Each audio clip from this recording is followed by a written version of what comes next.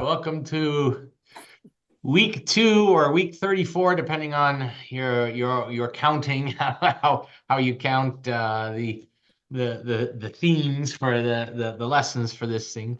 We're looking at Hebrews chapter 9, the first 5 verses today.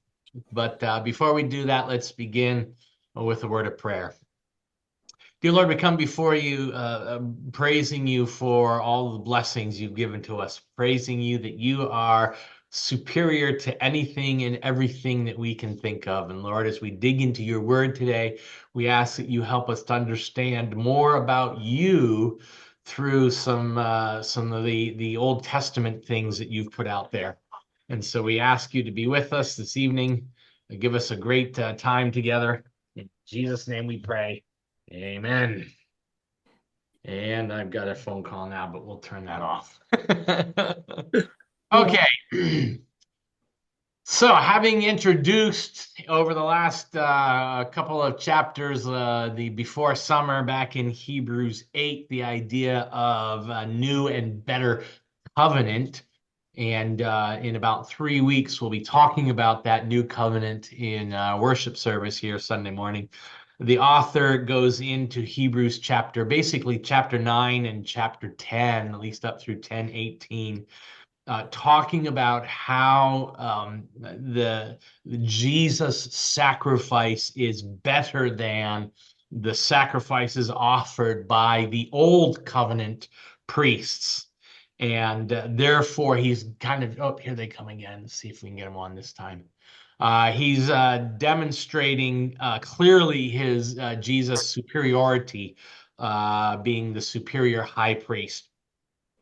Um, Hebrews 8 kind of introduced a little bit to us about the heavenly sanctuary where Jesus is currently ministering on behalf of his people.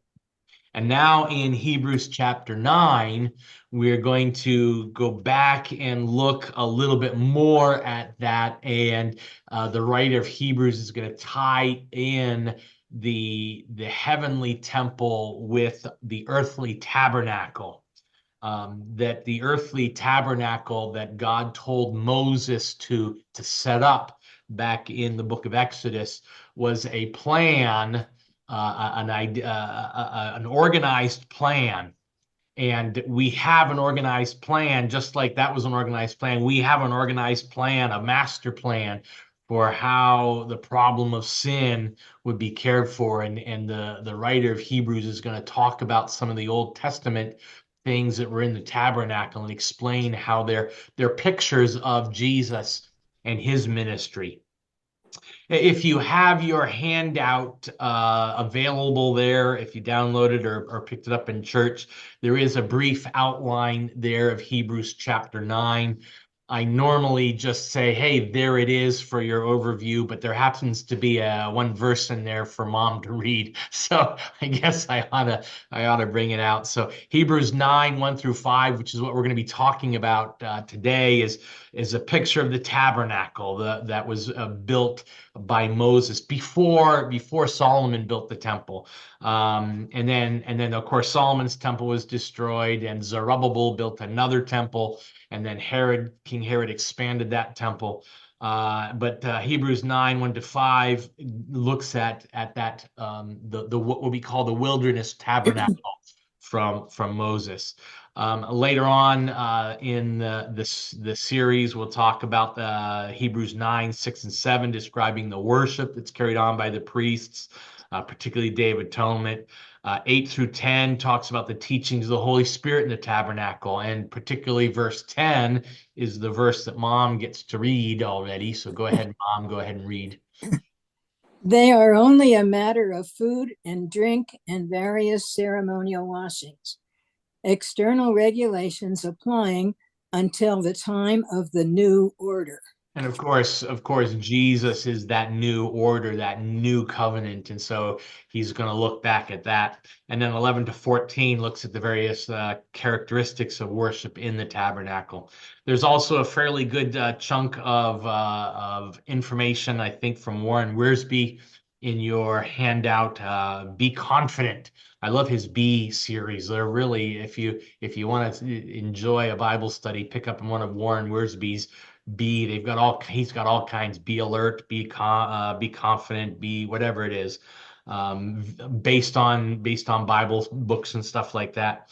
And his Hebrews one talks about there are 5 reasons why the Old Testament tabernacle was not adequate. Um, it was an earthly sanctuary in verse 1. Verses 2 to 5, it was a picture of something that was coming along that was going to be greater. Verses 6 and 7, the tabernacle was inaccessible to the people. The priests could go into the tabernacle, and one priest once a year could go into the Holy of Holies, but the common people weren't allowed in there. It was temporary. In verse 8, we have a permanent sanctuary in heaven now. And then its ministry was external, not internal. So that's Warren Wiersbe. And William Barclay, the great theologian and writer, wrote, the thought in his mind is this: if earthly worship was as beautiful as this, and believe me, the tabernacle worship was, he says, if earthly worship was as beautiful as this, what must the true worship be like? If all the loveliness of the tabernacle was only a shadow of reality, how surpassingly lovely the reality must be. It reminds me of I used to go camping in Kenya all the time, and there's a game park in Kenya called Hell's Gate. And Hell's Gate is one of the most beautiful places, beautiful areas to be in Kenya. And I used to always say, if Hell's Gate is this beautiful, I can't wait to get to heaven. And that's what the writer of Hebrews is saying. If the earthly tabernacle worship was so awesome, just wait till we get to heaven. Hebrews chapter 9, 1 through 5, that we're going to look at today, presents a picture of that earthly tabernacle. There isn't a lot of description in these first couple of verses about the tabernacle, because he didn't need it. I mean, he's writing to the Jewish people, and the Jewish kids had learned about the tabernacle since they were knee-high to tadpoles. So they knew all kinds of stuff about the tabernacle. They didn't have to be told all about the stuff that's inside the tabernacle. And so the writer of Hebrews doesn't go piece by piece by piece by piece. We are a little bit going to do that, just because we're not quite as familiar. The writer of Hebrews only brings out 4 different articles of furniture that's in there to look at as part of his discussion. And these verses, these first 5 verses, are really going to set the stage for the rest of what's going to happen in Hebrews 9 and most of 10. Okay, let's turn to Hebrews chapter 9, verse 1, Mom. Now, the first covenant had regulations for worship and also an earthly sanctuary. One of the things that we need to point out is that while the writer of Hebrews is going to come in and say the tabernacle was inadequate, it was a picture, it wasn't the really thing, and even here he says it's not. At no time is the writer of Hebrews saying they need to tear down the tabernacle. That was a bad way to worship. The tabernacle was instituted by God. It was all part of God's plan and very acceptable for the time.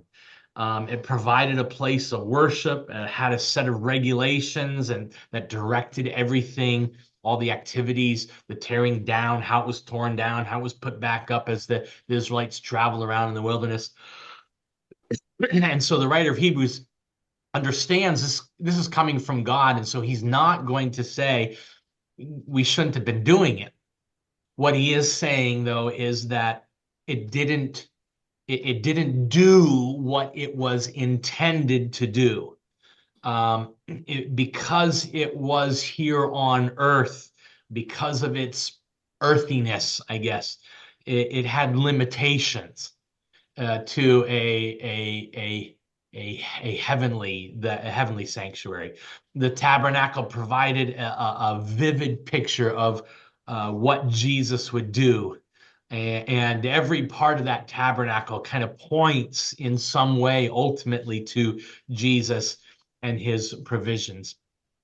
The regulations that the writer of Hebrews talks about were all the rites and the ceremonies that were brought out in spelled out in the book of Exodus and the book of Leviticus.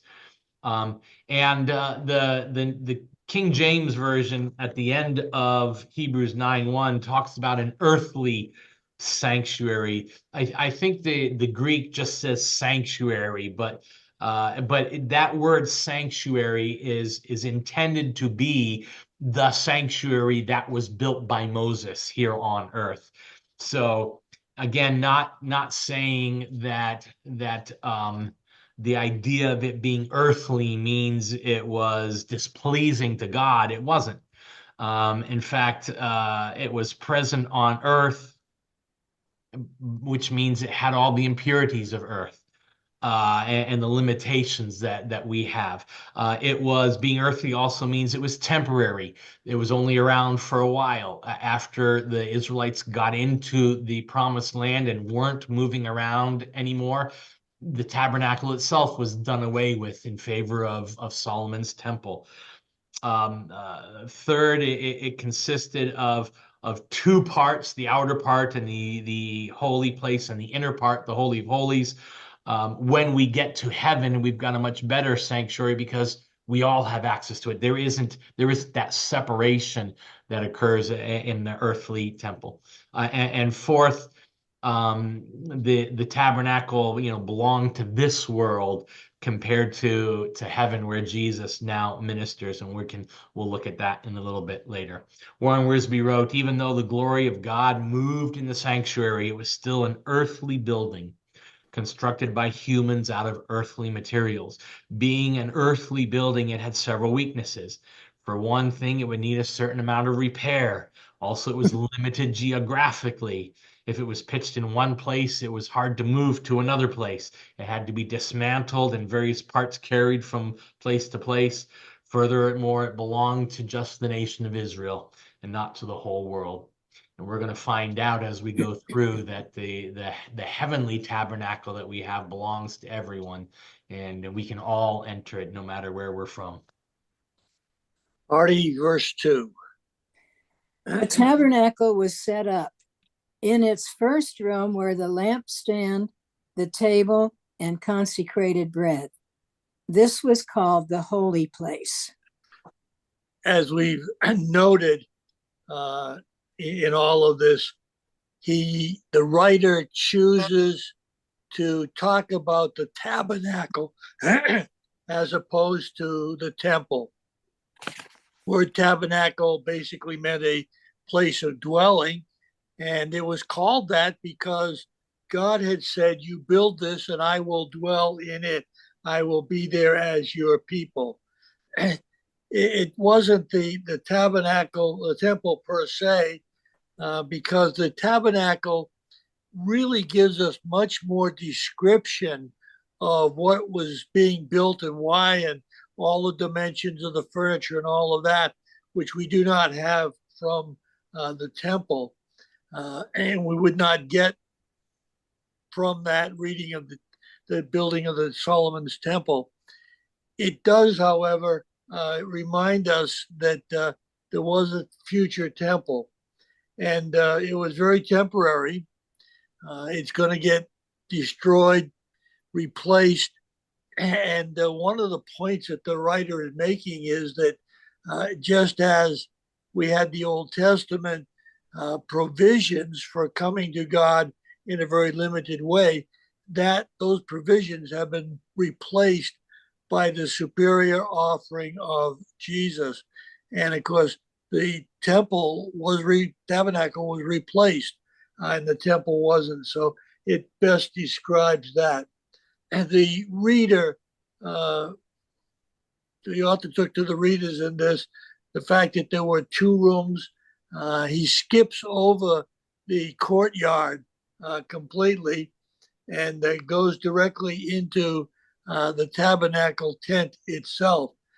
But by way of information, in front of the tabernacle, there was a large courtyard that the Jewish public could enter into, and they were free to go there. And the tabernacle itself, of course, consisted of two rooms. The outer one we refer to as the holy place. The writer here talks about the first room and then the second room. And as Dan noted, there is no such distinction in the heavenly one. We're allowed directly into the presence of God in the throne room. Only the priest could enter the two rooms. The regular priests only into the first room, the high priest once a year into the holy room.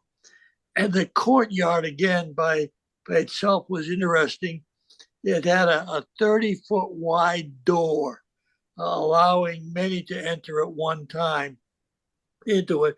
And they entered to bring in the worship and sacrifices that they were offering. It was 150 yards long, 75 feet wide, but it only had one gate. And that was tremendously important to picture. It was on the east side. The courtyard was designed to allow lots of people to go in and worship, but because of the height of the wall around it, which was very high, you couldn't see into it. If you wanted to worship God, you had to go into it and actually into the courtyard and worship Him there. And the only way into that courtyard was the 30-foot wide gate. And today, of course, we know that the only way to God is through Jesus, who said, I am the door. So very fittingly, the similarity is there. And there were two articles of furniture in the courtyard that is noted not mentioned by the writer in Hebrews, but Exodus 35 gives us those two. The first was a bronze altar made of acacia wood, overlaid with bronze. It was 7.5 feet square, and it was 4.5 feet off the ground. It had a bronze gate on top of it, grate on top of it, and the coals were placed underneath so that the sacrifices could be burned on top of it. And there were 4 corners on it, looked like horns, and they were used to bind the animals who were being sacrificed.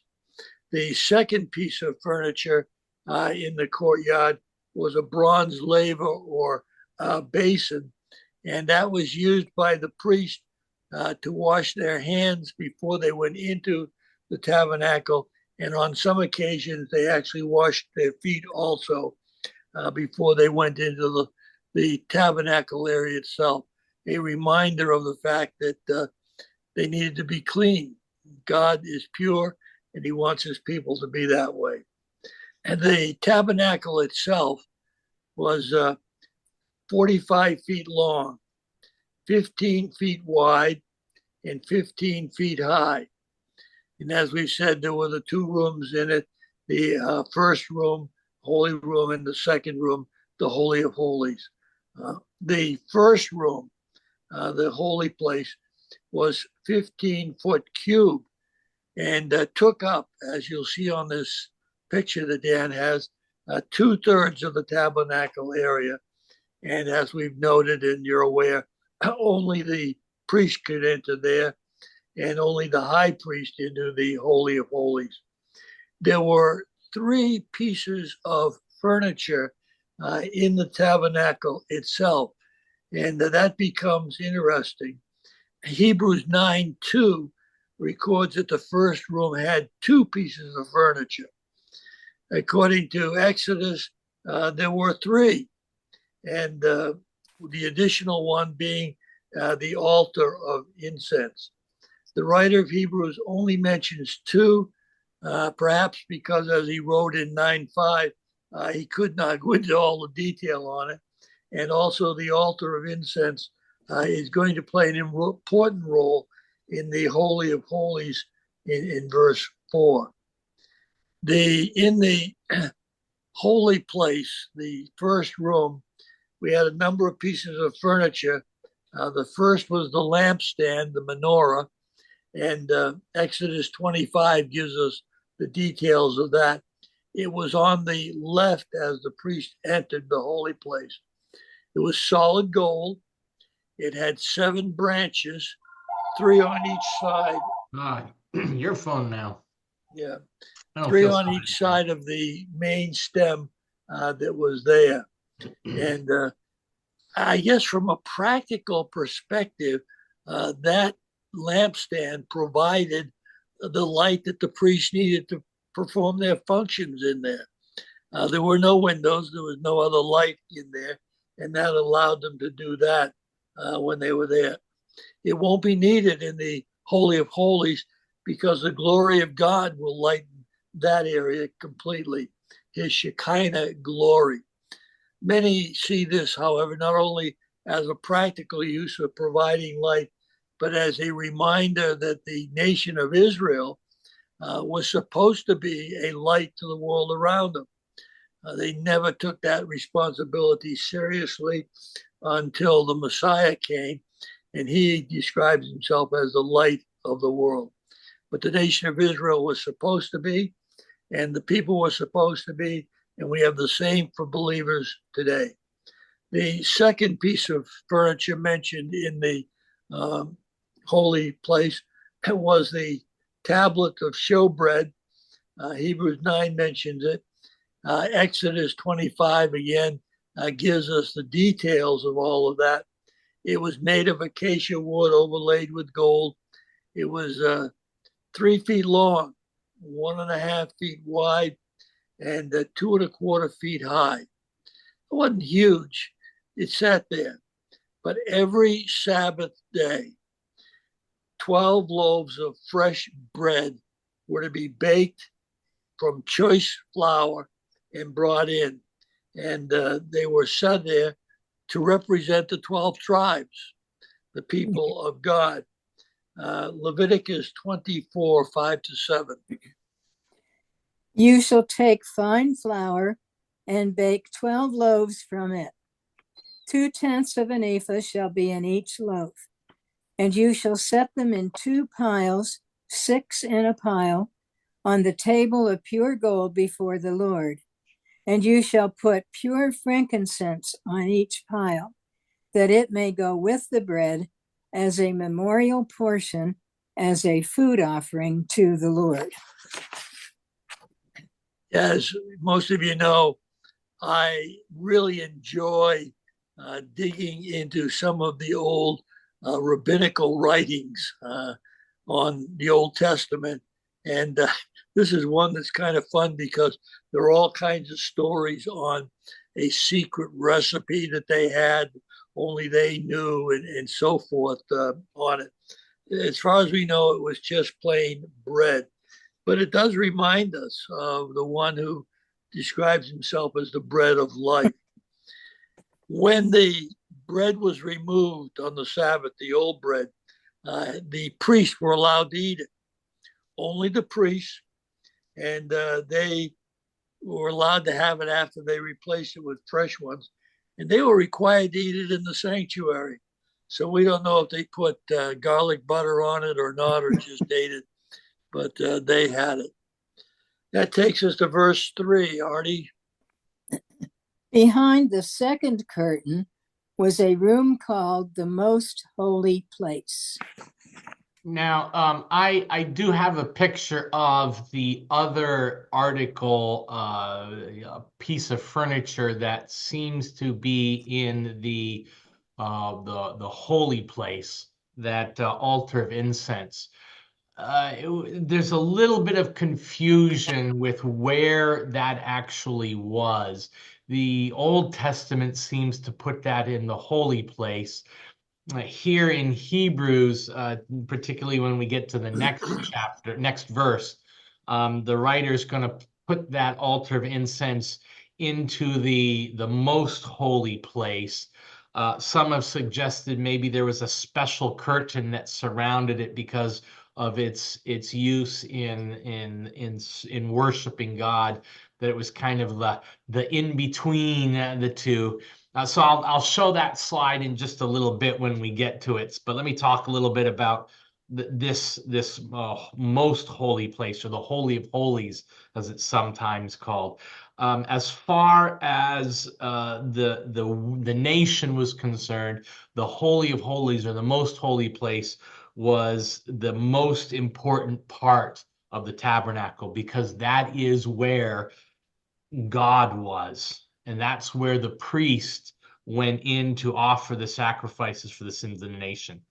Um, this most holy place, or Holy of Holies, was designed to show both the sanctity of the room, as well as communicate the reason why access was so limited. Only the high priest was allowed in, and only annually on the Day of Atonement. Exodus 25 verse 22 talks about what I think is the only article of furniture that was in there, and we'll see a picture of this in just a bit as well. The Ark of the Covenant. Mom, do you have Exodus 25:22? There, above the cover between the two cherubim that are over the ark of the covenant law, I will meet with you and give you all my commands for the Israelites. And so that ark was kind of God's seat, God's throne here on earth. A very important place, and so only the high priest was allowed to go in. These two rooms, the holy place and the most holy place, or the Holy of Holies, was separated by a curtain or a veil of some kind. We understand it was in the temple, it was huge and thick, because they didn't want anything getting through. They didn't even want dust getting into the most holy place, because you don't want a dirty place where God comes to visit you. And so they tried to make it so thick that not even dust could get through. But that curtain symbolized that barrier between a holy God and his sinful people. And we know from Jesus' death on the cross, Matthew 27, verse 51 says, on the day that Jesus died, when he died, that veil, or that curtain was torn. And to make sure that it wasn't torn from the bottom, people pulling it apart, the Matthew says it was torn from the top down, from God who's up high down, opening that chasm between us. I would venture to say that if I was a priest in the holy place on the day that Jesus died, and that veil tore, it would scare the out of me. Because all of a sudden I can see into God's very throne. Um, Hebrews 9:4 talks about this golden altar of incense, and the Ark of the Covenant. Mom, Hebrews 9:4. Which had the golden altar of incense and the gold covered ark of the covenant. This ark contained the gold jar of manna, Aaron's staff that had budded, and the stone tablets of the covenant. So let's talk about this altar of incense, which again I think was in the front part, and the writer of Hebrews. Maybe they had a separate. I don't know exactly.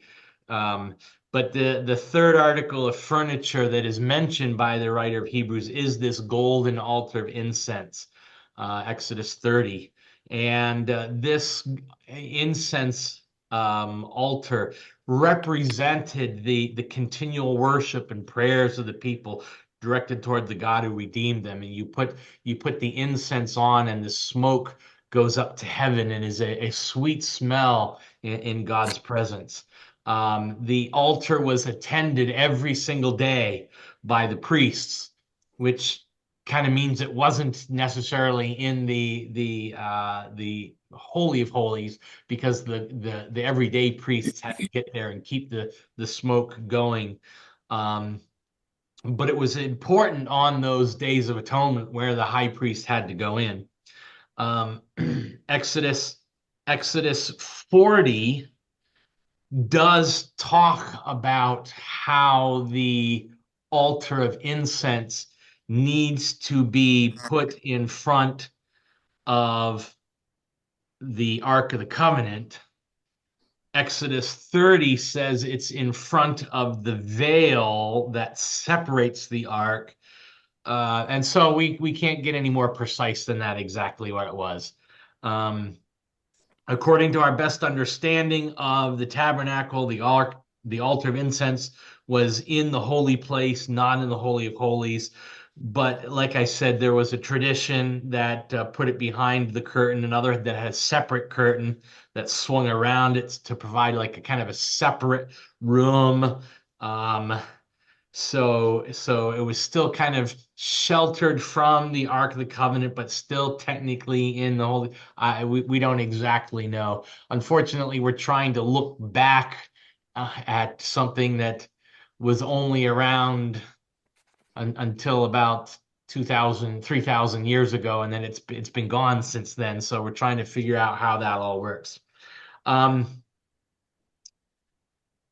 and like I said, I think it was in the holy place.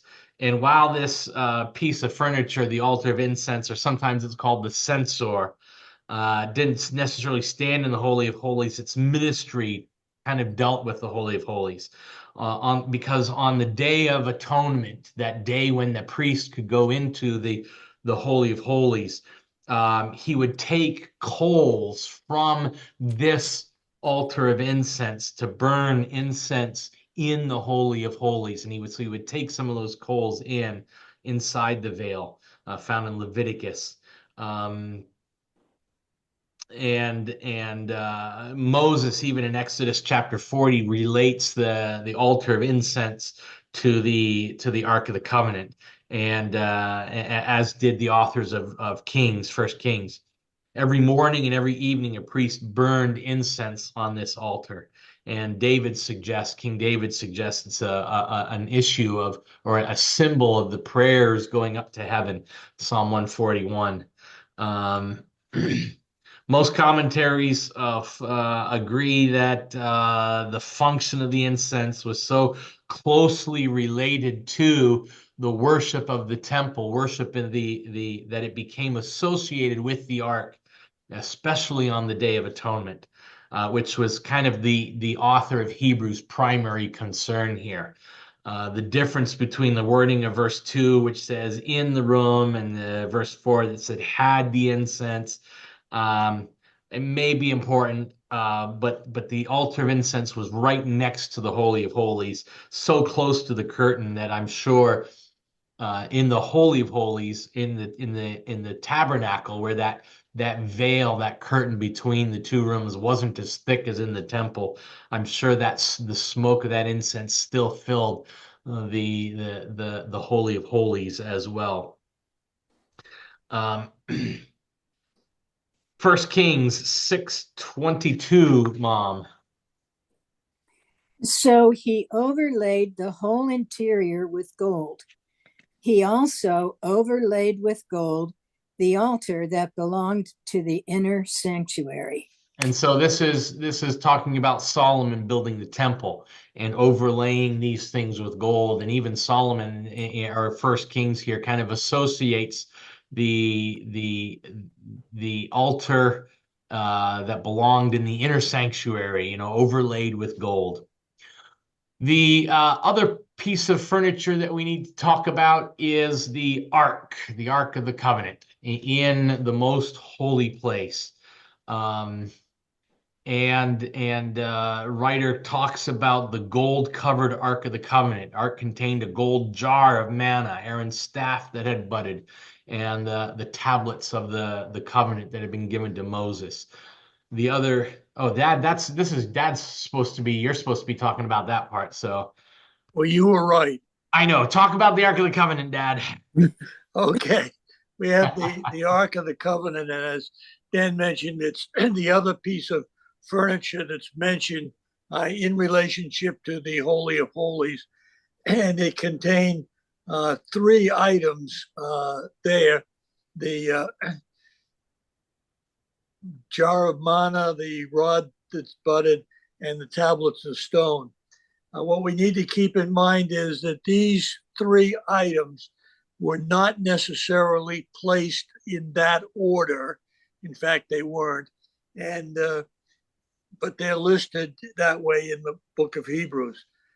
First Kings 8:9 records that there were actually two tablets that were there.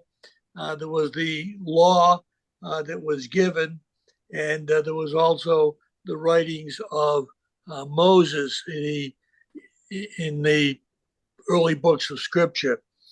Interestingly, by the time we get to Solomon's temple, there's only mention of the ark and the tablets of stone that are in it. There's no mention of either the rod or the manna that's there. They were apparently lost over a period of time, and were certainly not as important to the Israelites as was the tablets of stone, but they did have importance to them that they were supposed to remember. By the way, as a side run on this one, next week we're going to run one of those rabbit trails that we like to get on, and we're going to look at the history of the ark in the Old Testament, some of the many things, places where it shows up, and when it disappears, and where it might be today, the various views on that. Rather interesting side study on that. In the ark itself, first of all, the writer of Hebrews mentioned the manna, and that was from their trip through the wilderness. And it served as a reminder that God provided faithfully for them. But in addition to saying he provided, it also spoke of his mercy. The people had miserably failed God in so many ways after all he had done to bring them out of Egypt. And frankly, they deserved to be done away with. And God almost did. But Moses intervened. So it was it was a reminder of the mercy of God as he cared for them verse each time. No, John, it was not Tupperware. Good try. Maybe it smelled. That's why they got rid of it. Yeah. Sometime during the wilderness wanderings, God commanded that a container of that manna that appeared, I say each day except on Sunday or the Sabbath, to be put in the ark. Artie, you have Exodus 16:33 and 34. Moses said to Aaron, "Take a jar and put an omer of manna in it.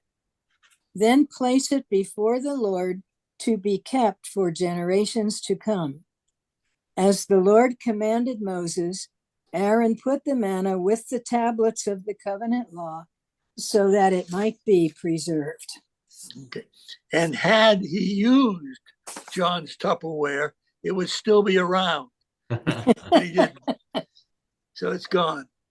The second piece of item that was in the ark was Aaron's rod that budded. And that's a rather interesting story. I hope you'll take the time to read both Numbers 16 and 17.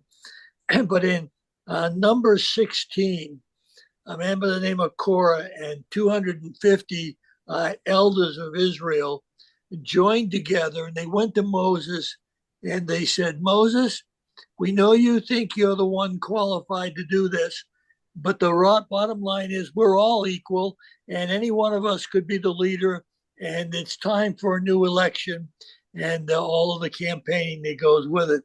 Moses, we want you to step aside and turn the authority over to us. We are more than able to do it." And God looked down and he thought, this is not good. And God again threatened to destroy a whole lot of them.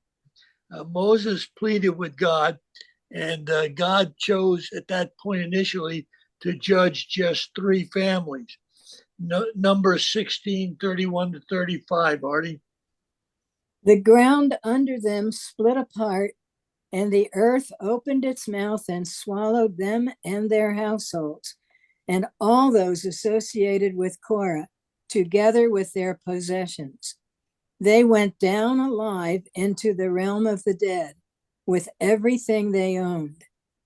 The earth closed over them, and they perished and were gone from the community. At their cries, all the Israelites around them fled, shouting, "The earth is going to swallow us too." And fire came out from the Lord and consumed the 250 men who were offering the incense. Very, very interesting, Dad. Hold on just a minute. Very interestingly, in the book of Psalms, there's a number of the Psalms that have authorship other than David, and some of the authors or have for the Psalms the names of the authors are the sons of Korah. Whether that was actually their descendants that have realized that they need to follow God, or if it was some kind of a group, we're not sure. I personally think that'd be a great rock rock band group. Ladies and gentlemen, it's the Sons of Korah. But in the Psalms, the Sons of Korah come back up very interestingly. Sorry, that's a complete aside. Go ahead, Dad.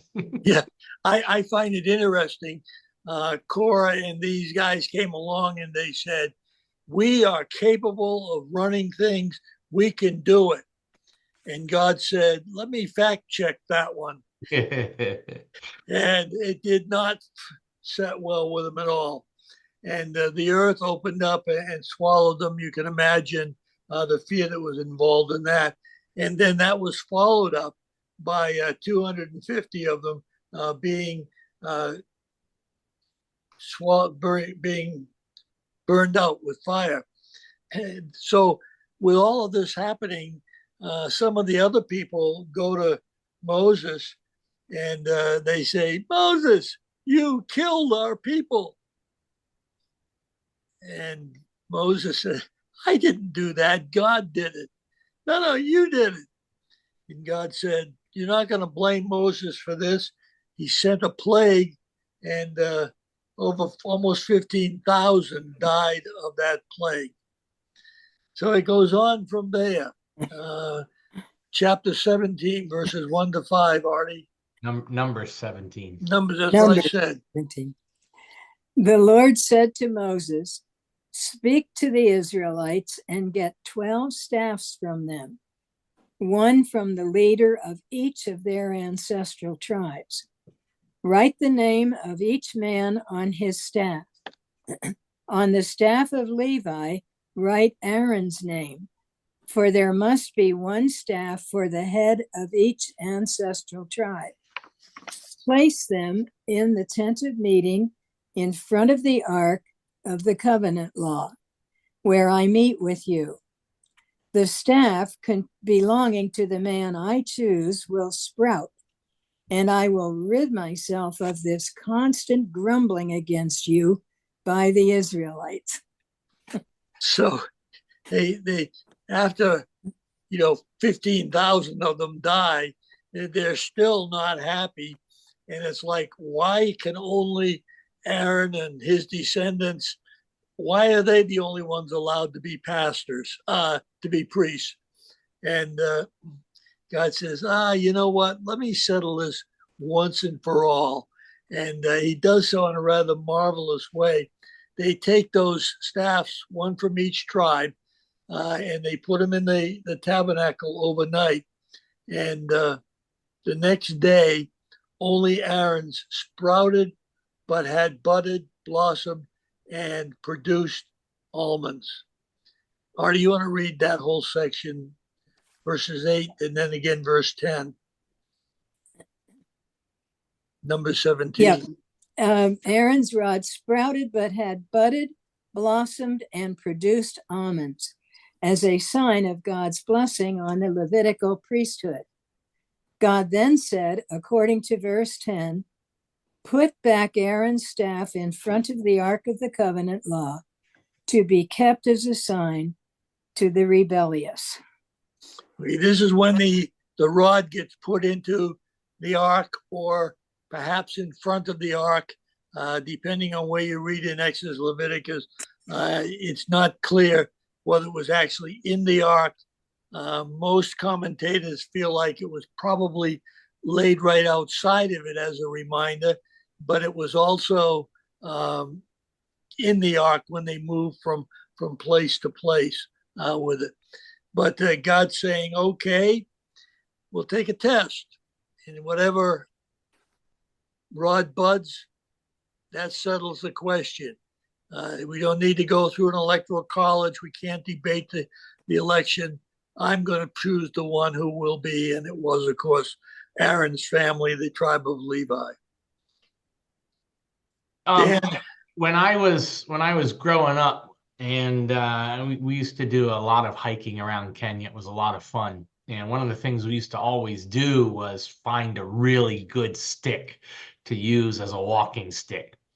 And you'd use the walking stick for the first day, and then that night you would season that stick by putting it in the fire and burning it and making it really drying it out as much as you can, making it rock hard. It's a great walking stick, and I'm sure that's what these staffs were. These are not a walking staff will not bud. It is dead, dead, dead. It will not bud.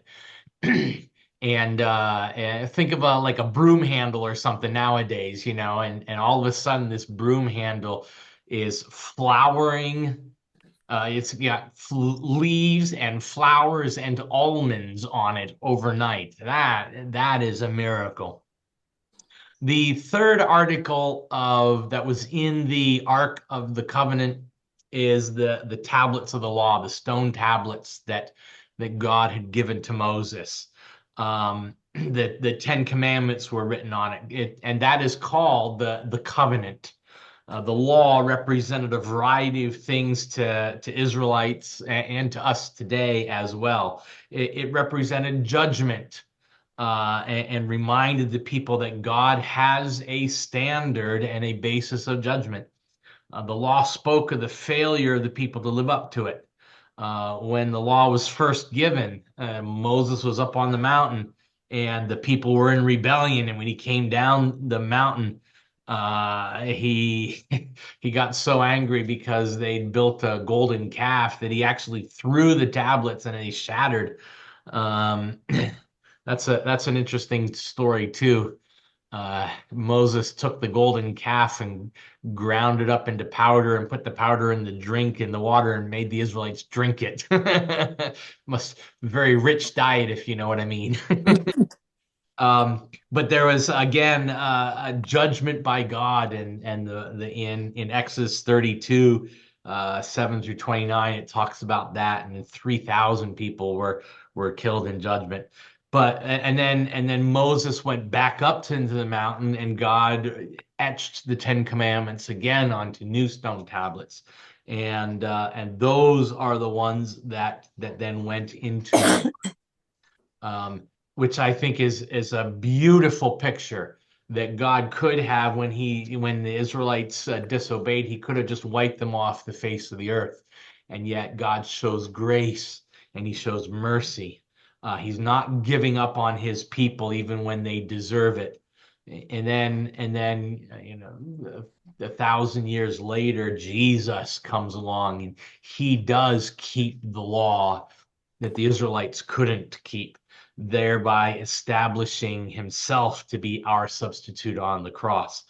The Apostle Paul later on writes that the law is like a schoolmaster or a teacher that brings us to Christ. I think, oh no, not yet. At various times in Israel's history, it seems that various items were in and out of the ark, but when God first gave Moses the instructions on building the ark, he basically said in Exodus 25, put in the ark the tablets of the covenant, which I give you. Three times the writer notes that the items that are there are of gold, The Hebrew Old Testament doesn't say like the bowl was gold, but its description in the what we call the Septuagint, the Greek translation of the Old Testament. And basically it was to show the beauty of all of these various items. Um, Beautiful, beautiful, but again, not as glorious as our heavenly center of worship. Hebrews 9:5, Mom, and I'm gonna go over here and do this while you're doing that. Above the ark were the cherubim of the glory, overshadowing the atonement cover. But we cannot discuss these things in detail now. Oh, come on, writer of Hebrews. Yes, you can discuss it. We want to know. But again, the Israelites who are receiving this probably know all about the mercy seat or the atonement cover. And the angels that were carved into that, the cherubim of the glory. And this top of part of the ark was the mercy seat, and the cherubim are the highest ranking group of angels. Now they're individual angels that Michael the archangel and Gabriel that are very important, but as a class of angels, the cherubim were kind of the highest rankings. But it was on this mercy seat, this atonement cover, uh, that the offering for sin was made and accepted by God. On that day of atonement, the priest would come in and sprinkle blood right onto this mercy seat.